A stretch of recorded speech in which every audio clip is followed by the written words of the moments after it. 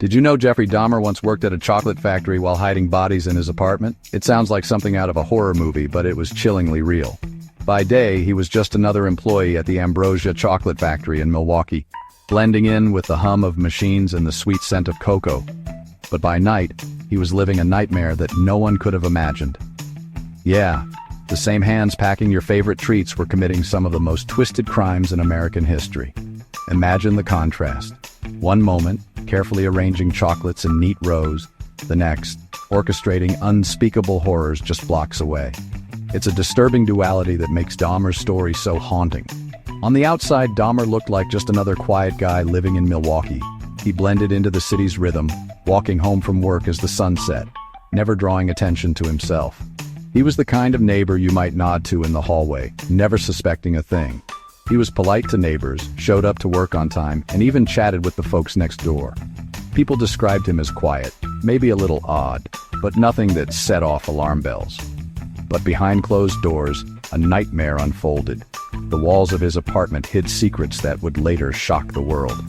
Dahmer's apartment was a house of horrors, but nobody suspected a thing. The building itself seemed ordinary, just another place in the city, but inside, it was a different story. He managed to keep his gruesome activities hidden from everyone around him, even as the evidence piled up. He'd invite young men over, promising drinks or a friendly hangout. Many of his victims were people he met at bars or on the street, lured in by his calm demeanor. But once inside, the truth was chilling. The apartment became a trap, and few ever made it out alive. He took lives, kept gruesome trophies, and somehow managed to keep everything secret for years.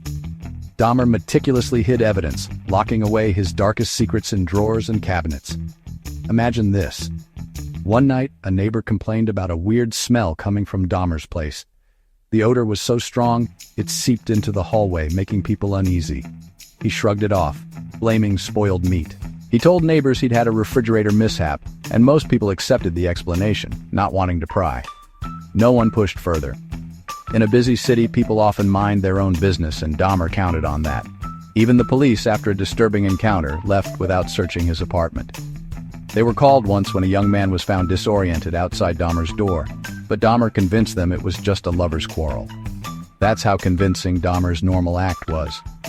He could look anyone in the eye and lie without a hint of guilt. All the while, he worked his job, picked up groceries, and even went out for drinks. He lived among people hiding in plain sight. His co-workers had no idea about the dark double life he led after hours. To them, he was just another guy trying to make ends meet. The mask finally slipped in 1991, when one of his would-be victims managed to escape and flag down police. This brave act finally brought Dahmer's reign of terror to an end. What officers found inside Dahmer's apartment stunned the nation. Photos, remains, and evidence of at least 17 murders.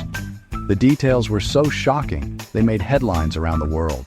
The story dominated the news, and people everywhere wondered how such evil could go unnoticed for so long. Dahmer's ability to play the average guy next door is what makes his story so terrifying. He was a master at hiding in plain sight, fooling everyone around him.